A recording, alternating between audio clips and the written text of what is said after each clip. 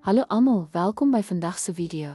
In hierdie video bespreek ons Porter se waardekettingmodel en die strategiese implikasies daarvan.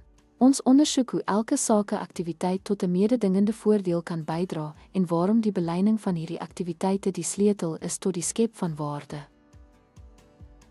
Die waardeketting sluit in primêre aktiwiteite soos inkomende logistiek en bemarking en ondersteunende aktiwiteite soos tegnologieontwikkeling en Deur hierdie aktiwiteite te ontleed, kan maatskappye verbeteraars identifiseer en kostes verminder.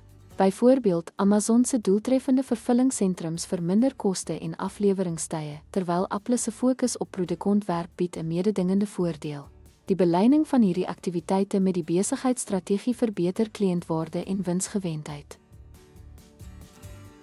Dankie dat jy vandag se video oor Porter se waardekettingmodel gekyk het.